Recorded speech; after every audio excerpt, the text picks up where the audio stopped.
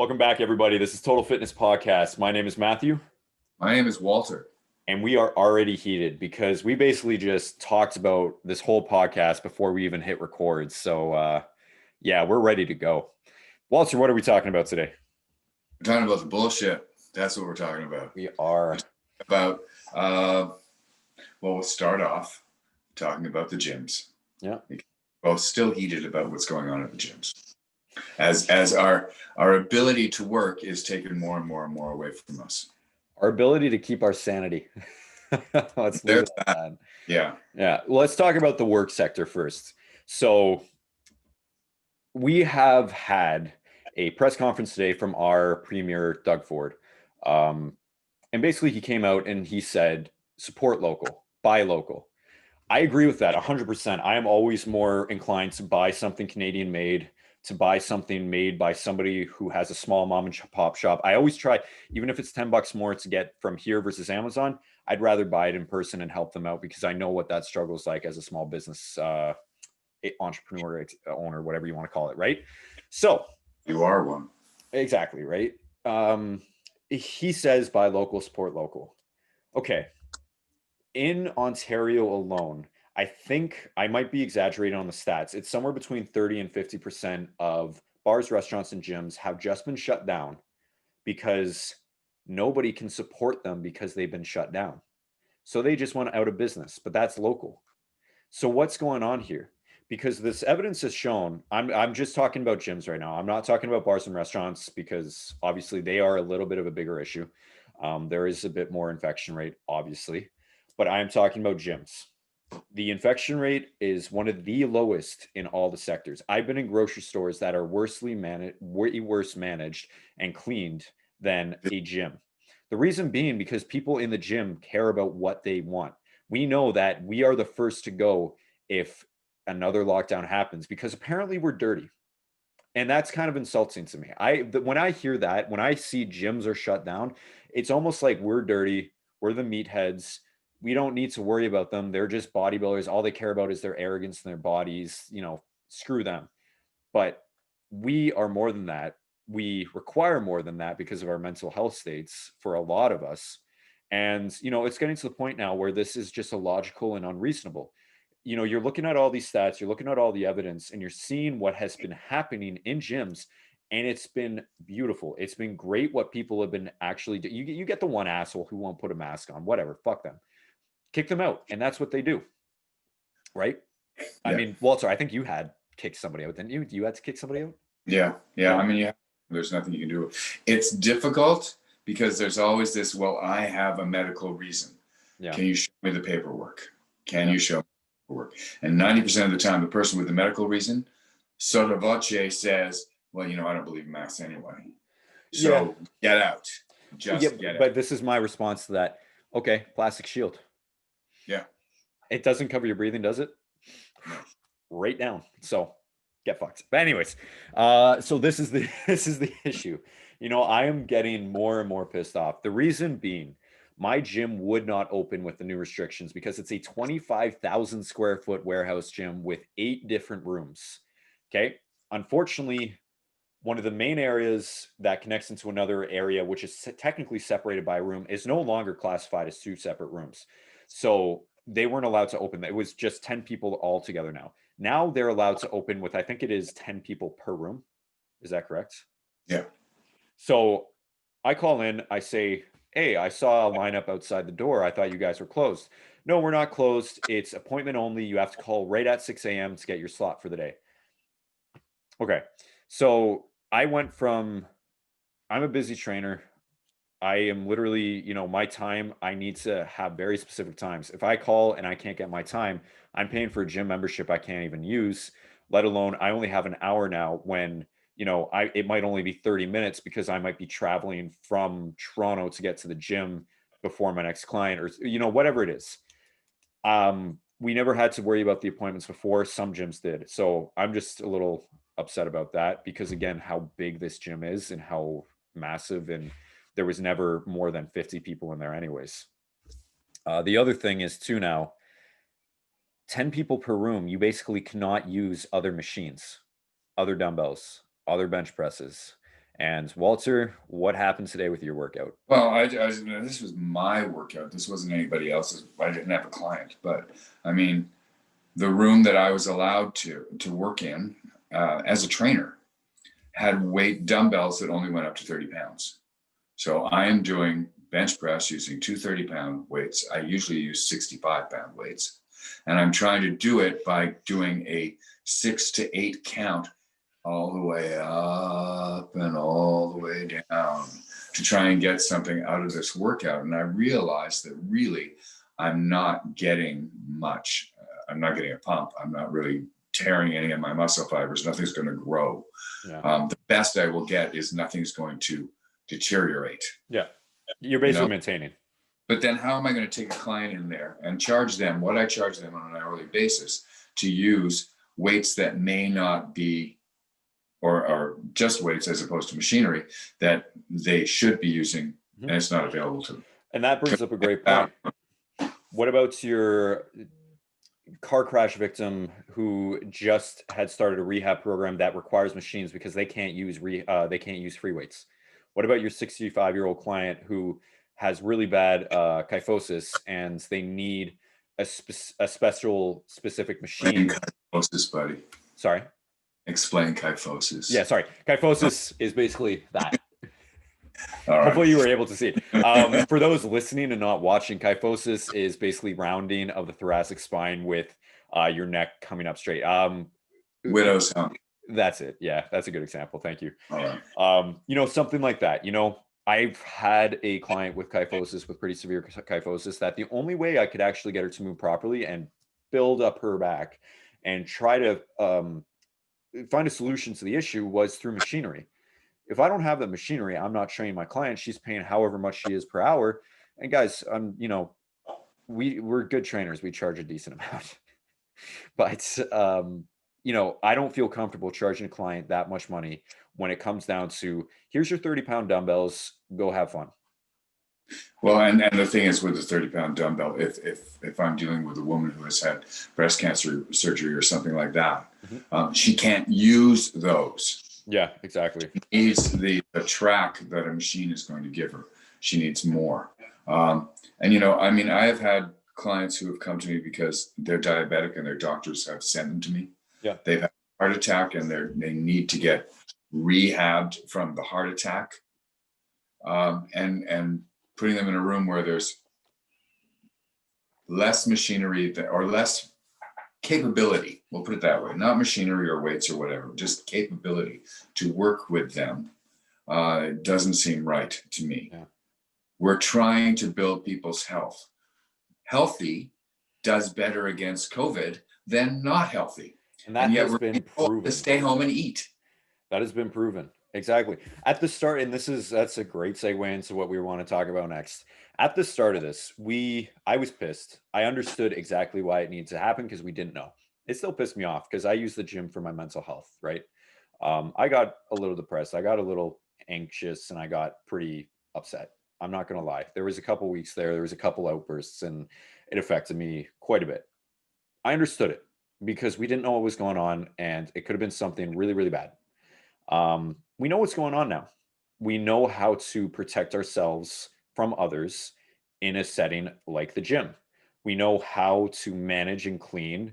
And as long as everybody follows those protocols, which everybody in my situations in gyms has done, there's no issue and there shouldn't be an issue.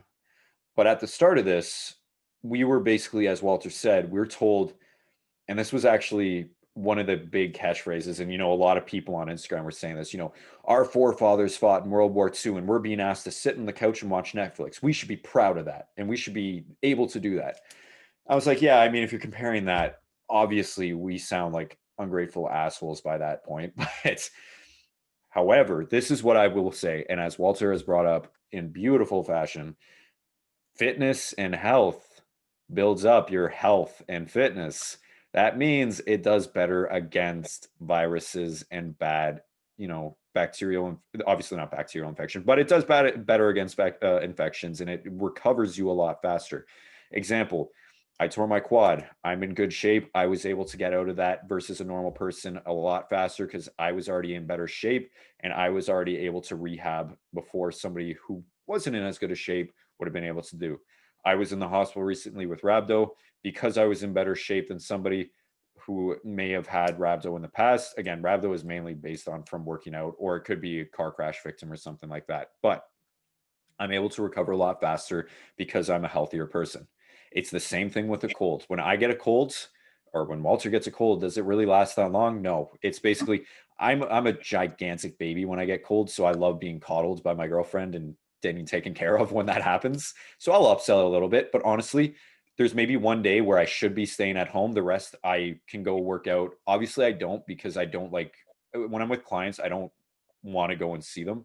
But I'm fine. It usually takes me like 1 day, 2 days. I'm good to go when, the same colds that a client had given me, for example, because that happens quite a bit, they're out for 2, 3 weeks. Okay. So we are told to sit at home by our government, to watch Netflix, their words, and to enjoy our time away from work.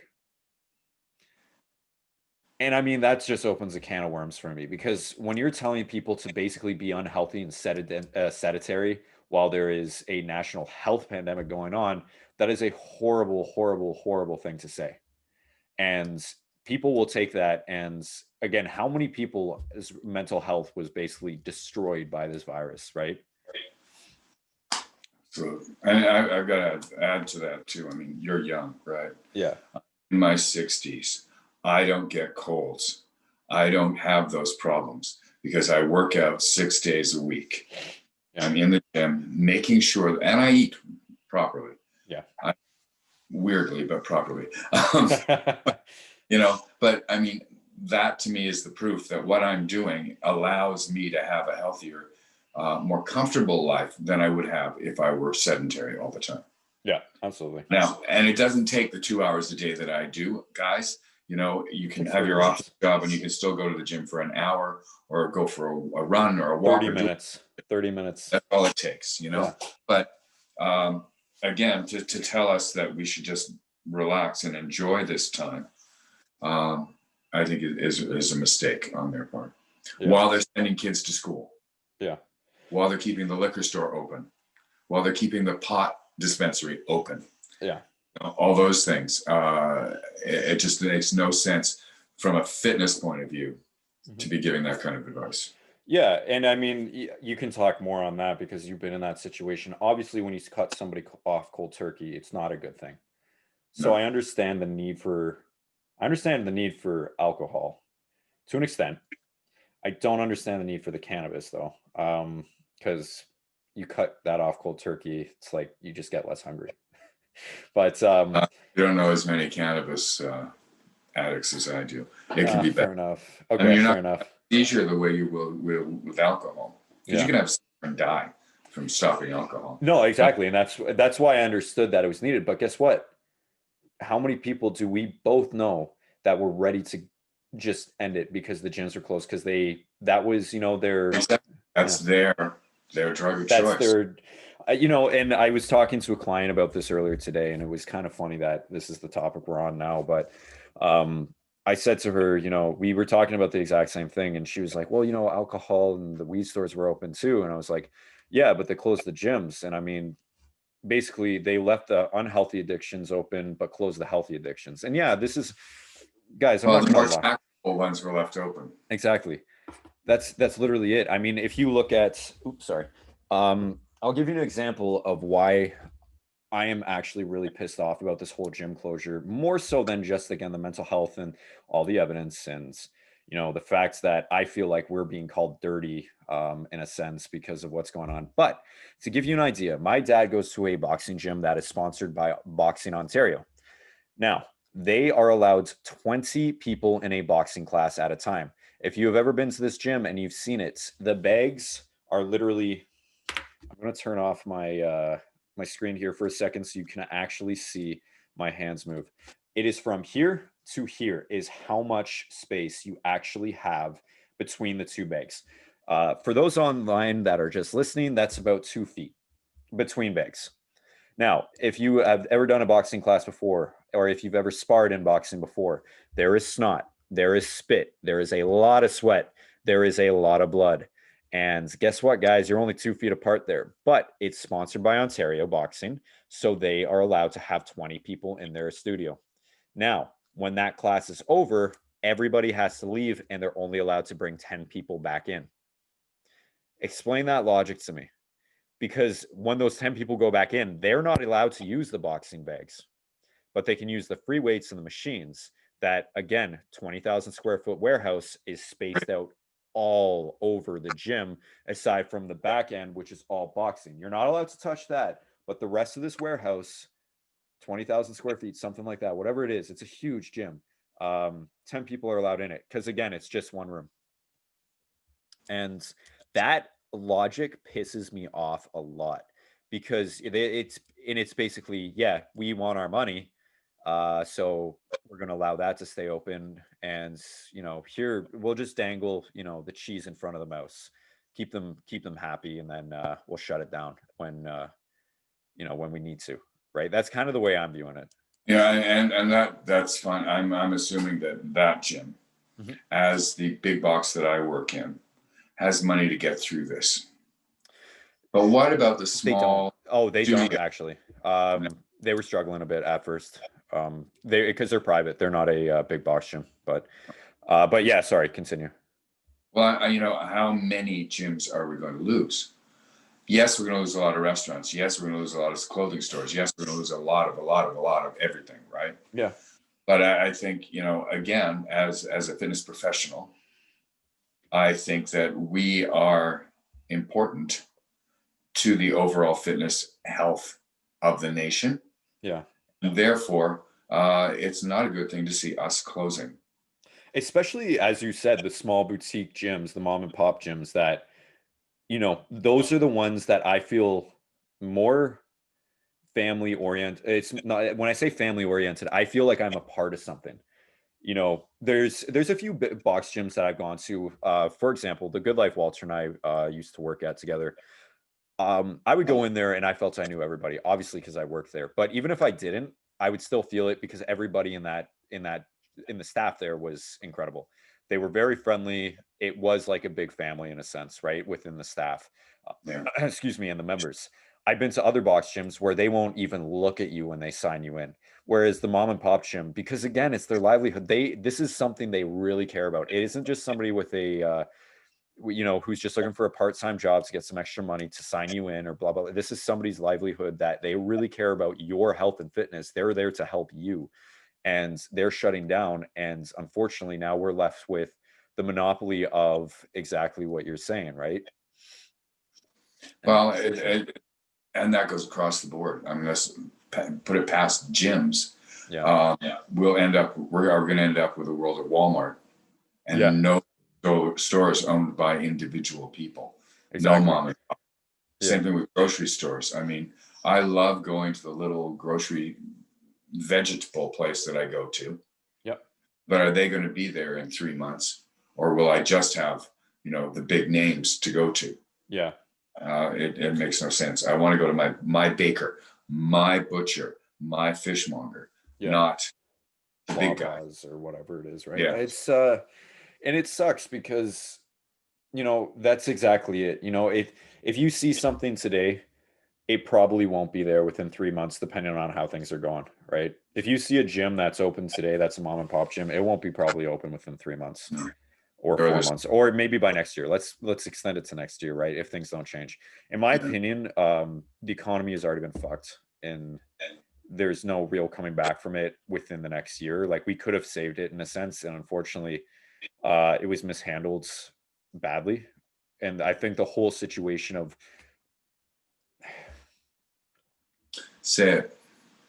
in my opinion, I am honestly thinking that the way things have been going is, it's been a popularity contest. It's been a bit dick measuring contest in a sense. And I say that in hopefully a way that people will understand that I'm not against what was happening. I'm against how it was handled and the logic and reasoning used in terms of what was shut down, how it was shut down, the protocols and everything that it is being in place.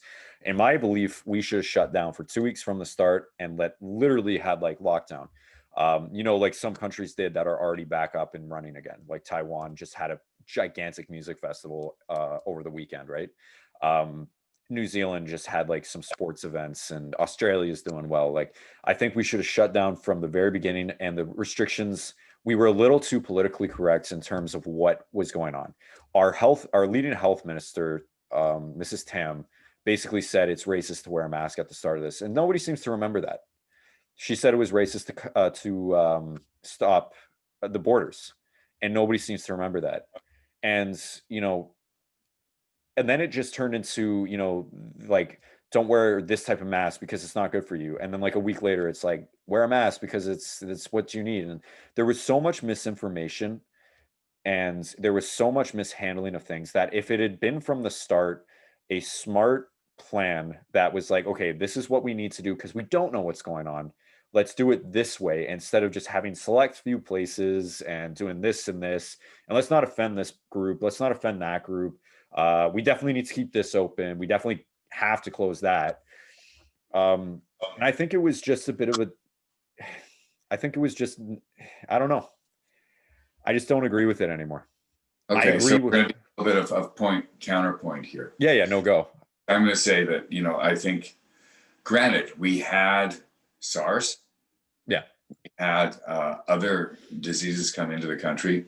I won't go as far back as AIDS because that was a whole other thing. But the thing is that this is a new disease. Yeah. We should perhaps have had protocols in place to help us the way they should have in the States if it hadn't been closed down by the monster.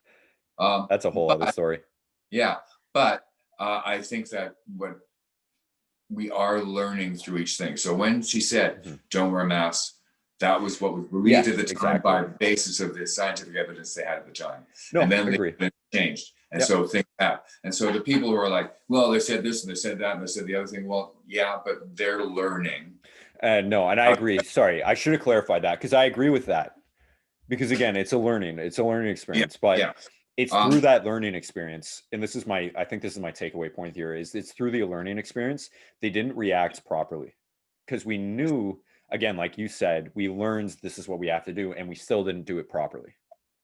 Well, the thing is, we should, honestly, I believe in the government controls, and I think we should have said, you know what, masks are mandatory. Yeah. Or you fined. You don't wear a mask, you get a fine. I was on the subway the other day, and a guy removed his mask to sneeze and then put it back on. That's the whole point. At him, and I was called an asshole for yelling at him. But he took his mask off to spread his droplets throughout the subway car. Holy shit, man. And that to me should be arrestable. That's not hilarious. That's hilarious. Because you're taking other people's lives into your hands. You know what's funny though? I've almost done that. I've almost had to clear my throat, and I've almost pulled down my mask to cough into my sleeve. And then I'm like, wait a second. No, just keep it on. And it's true. But I mean, it's funny. I'm even thinking, like, here we are, we're doing Movember, right? Yeah. Nobody can see what we're growing. Exactly. Literally, I could shave my face and tell people I have a mustache and they believe me. Yeah. No, and I agree with that. I think that's the way it should have been handled. But again, now the way it's being handled, it almost seems like a joke. Because there still isn't, like you're saying, we finally have the mandatory masks in every place, gyms included. You have to wear it while working out, all this stuff, right? Whatever. But it took a while to get there. It's the same with the shutdowns and the lockdowns. Some stuff wasn't shut down soon enough, and in my opinion, and I think it should have just been right from the start, because again, we didn't know what was going on. And now, again, getting back to the main point of the gyms, it seems like I honestly don't know. And that's what's a little infuriating, because it's something we don't know. Like, why gyms? When you're looking at the evidence and the stats that have been coming out, why gyms? Right? Like, if you look at it, and it's the unknown that, and again, we were talking about this beforehand, Sue. It's The unknown scares people, and it makes them less willing to change. When you're scared of something, you're probably not going to change to conform to it. And it's unknown to us why the gyms are still closed when we have one side of the story and then the other side of the story. But again, we're biased. We are biased because we are gym goers. We use it for our mental health. We use it for our careers. So obviously we're going to be biased towards that statement. But it's getting to the point now where it's like, okay, what we do know from both sides, we are able to discern, okay, it's not as bad as we thought it would have been. It's actually one of the lowest infection rates in terms of what's open. And then you're looking at the other side that's shut it down. And nobody's really said why. And maybe I'm just not listening to the news enough, but nobody's really said why. Obviously, restaurants and bars, that makes sense. They're bringing too many of us too close together in proximity, so that's bad. I can understand that. Until I walk down Bloor Street and I see the restaurants that have now got their tables outside with the tents, with the little tent thing or the little whatever. Zero ventilation. And the people, there's no ventilation, and their people are not the distance apart that they should be. And they have their mask off the whole time. Get down the street. Yeah. You know, so that I have more people close to me walking down the street on Bloor Street than I not wearing masks. Than I do working out in the gym. Yeah, and gyms again where they require masks now. So it's like it's not even why is it a question as to what's going on? When you're at a restaurant eating, you have to. I'm sorry, I don't think many people can eat with a mask on. No, you have to take it off. Most people, when they're outside, I like fresh air. I typically don't wear a mask. I try not to walk near people, but I like the fresh air. I like breathing the fresh air in. That's just. But again, I'm not around people at 6 a.m. There's not many people around at 6 a.m, right? Well, I find I just am more careful to take side streets. Yeah, that too. Yeah. Or I just walk around people. Like I don't get close to people. Or if I have to, it's literally for a second, and I'm past them in a second. Whereas when you're sitting down across from people, you got one table here, whatever it is, right? And passers-by walking right through it. Yeah, exactly. So that is what's confusing to me. And then you get to grocery stores and it's like, you're literally, I've been stuck in aisles with like 3 people looking at the same exact product I am. And they're like shoulder to shoulder with me. And I'm like, okay, really? Yeah. Like this is it. I'm like, I'm not even close. I'm not even that close to my clients when I'm spotting them for a workout because I can't be. And that's the other thing is like, even as a personal trainer, I can't when I'm spotting people now, it's basically like the machines are helpful because, if they fail, sometimes some people don't want to again, like I'll wear my mask and obviously wipe down the machines and wipe down the barbells. And I know like they're comfortable with it. I'm comfortable with it, but there's some clients that I have that aren't comfortable with me being right over or, 2 feet behind them to make sure that they can get their hands up.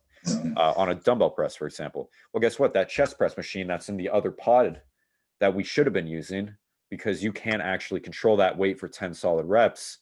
And we only have access to those 30-pound weights. Well, sorry, you might injure yourself now. So we either do it for 4 reps and it's not going to be an effective workout for what your program calls for, or you're going to get injured possibly and it's just going to be a disaster. I can't help you. Yeah. I can't touch you. And I mean, I'm not the touchiest, but I'm not the least touchy trainer. But I use cues. Yep. I need to be able to tap someone on the back when they're starting to round out and stuff like that. I'm the same. And I use the verbal cues now. Yep. But it's not always effective when they're hearing you through a mask. Or when they're hearing you through strain. And I'm sorry, not many people, when you're straining, or let's say in pain, for example, because I just had my experience with rhabdo. I don't want to listen to a single thing somebody says because I'm just in pain. I just want it to go away. When I'm in the gym and somebody's doing like, you got 400 pounds on your back and they're like, no. Squeeze your back just a little bit tighter before you go into that squat. I'm like, fuck you. I'm just going to go for that squat. Yeah. Yeah. You're not listening, right? It's after the set is typically, and I've learned this as a trainer, typically when you're doing your set, is when people will not listen to you if it's a heavier weight. You wait till after the set is done, you control, and that's why it's helpful to spot with, touchy feely shit. But you control them in such a way that they do it right without injuring themselves. Then you say, hey, this is actually how you should be doing it. I was just there so you didn't, I could help control it in the proper form, right? Whatever. Yeah. Besides the point. I gotta say this. One of my clients is a circus teacher. So when you are teaching circus, when people are suspended from silks or from straps or anything like that, you have to touch the client to make sure that they're in the space that they need to be. Yeah. You can't teach it without touching them. How do you do it from feet away? Yeah, exactly. Right?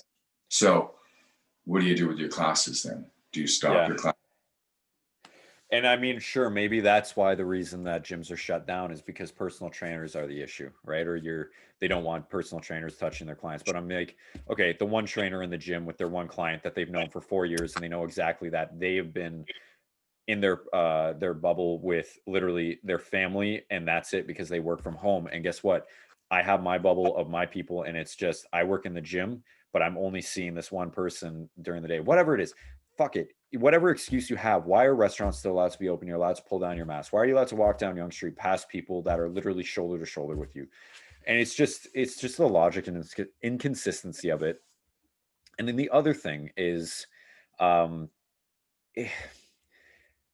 testing isn't effective in the way that it should be, because I think now they're trying to rush the process of how fast it comes back.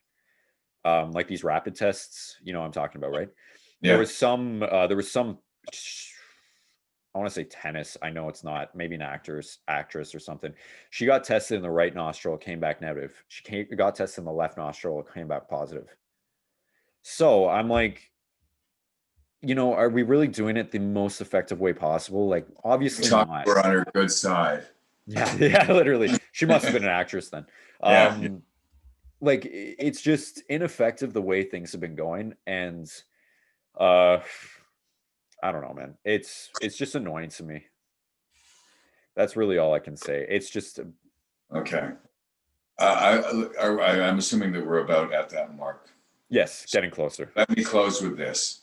There was a really good meme that went out on Facebook today that I really agreed with. And it talked about wearing a mask is so inconvenient, I don't know what to do. Wearing a gas mask is worst. Having to not go to your favorite restaurant or your favorite gym is bad, but so is not eating. It's not as bad as sitting in the dark with black curtains on all the windows, reading by candlelight, because the Nazis are going to fly overhead and might bomb you if they see the light. Yeah, exactly. Waiting for Longos to deliver your groceries at a convenient time is not as bad as having to line up for potato soup, because that's what's available, or no sugar week, or any of the things that our forefathers, grandparents even at that point. My grandparents went through this. Yeah, I mean, same with mine. And they didn't bitch as much as we bitch about having to watch Netflix. Or having to wear a mask, having to, wash your hands an extra 5, 10, 20 times a day. Yeah. Just do it, because we're all going to get through this. Yeah. I'd have no problem with that. Again, and that's a great point too, because I'll counter that quickly with, the saying, your experience should not ever be undermined by somebody else's.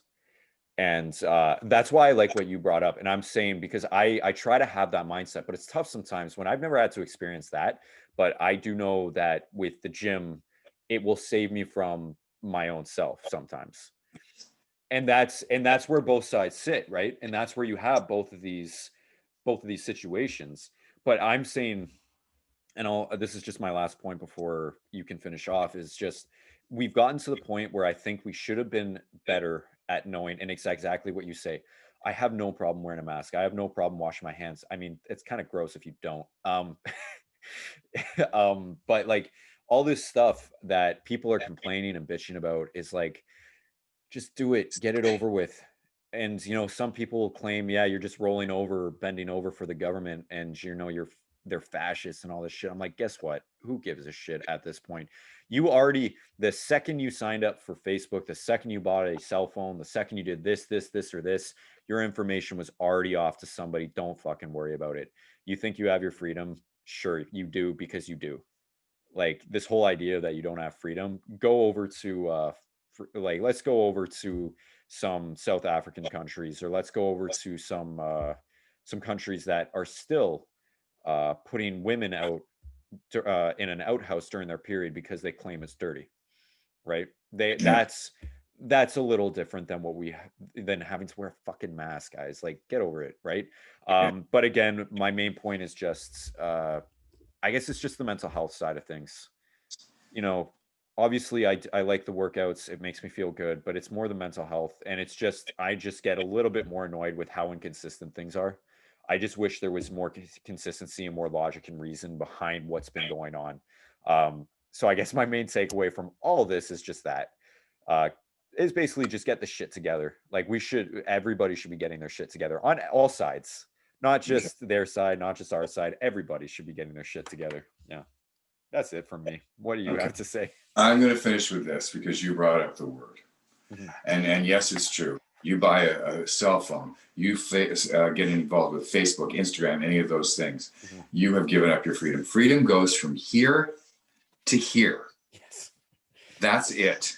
Yeah, anything else, there's control. And if you want to talk fascism or communism or any of those things, look at the full spectrum of what they can be. You know what? Fascism is being told that you're being rounded up and taken on a cattle car to a camp.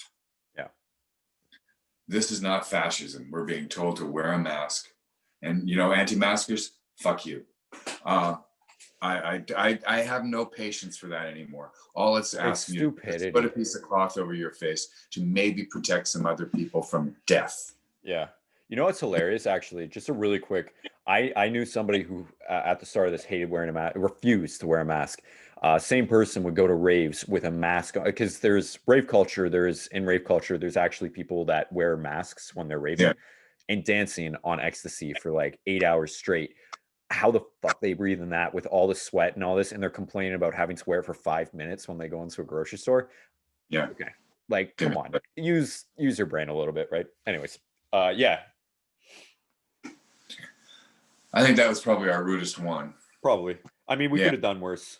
I still think we kept it pretty tame from what I've heard about some of these people talk about it. But guys, it really, what it comes down to is just, stop being dicks to each other. That's really it. Like, this whole thing of like, we're all in this together, and some people hate that phrase. And honestly, it can be a bit annoying, but yeah, guess what? We're all in this together in a sense of, you're a human being, you're living your life, I'm living my life. Why should I make it harder for you? Why should you make it harder for me when I already have all my shit going on? You already have your shit going on. I've never lived a moment of your life. Why do I want to make it possibly tougher? If you had a great life, amazing. I'm happy for you.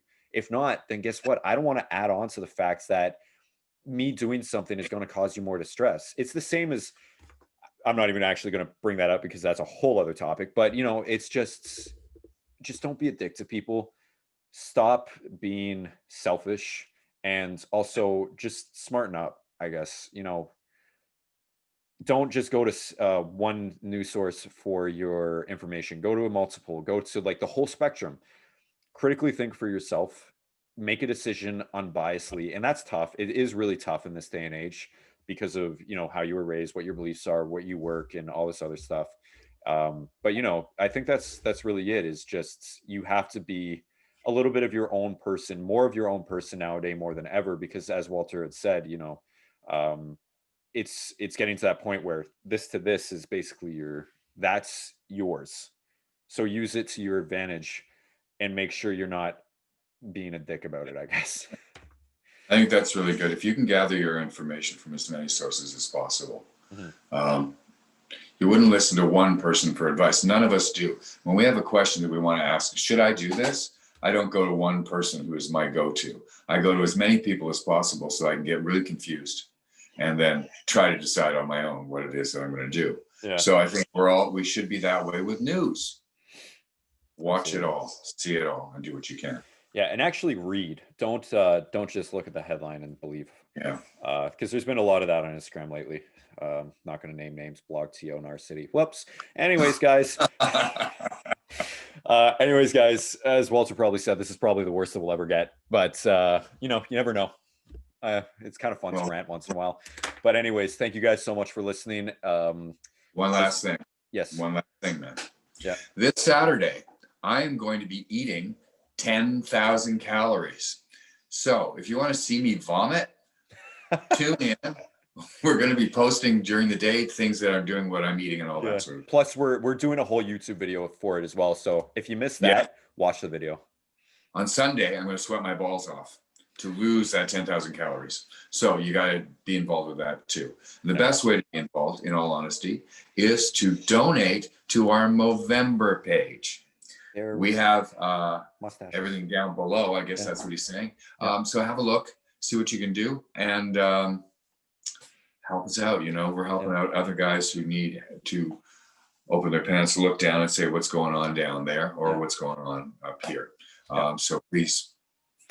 And just if you want to torture me more, unfortunately, as you guys know, I have my hospital issue, but I'm able to train my upper body. So my challenge for myself is doing as many push-ups as dollars you guys donate within the same day. And so far that number has gotten pretty high. Let's make it higher though, because I want to get some chest gains, and I don't really want to feel my arms the next day. So let's make it happen. Thank you guys so much for watching. Please like, comment, and subscribe. Any questions you have, send them our way. You know, Walter at your service, Matt Smith_fitness. And obviously, if you just want to message us here, by all means, do that as well. All right, guys, take care and have a great day. We'll see you on the next one. Namaste.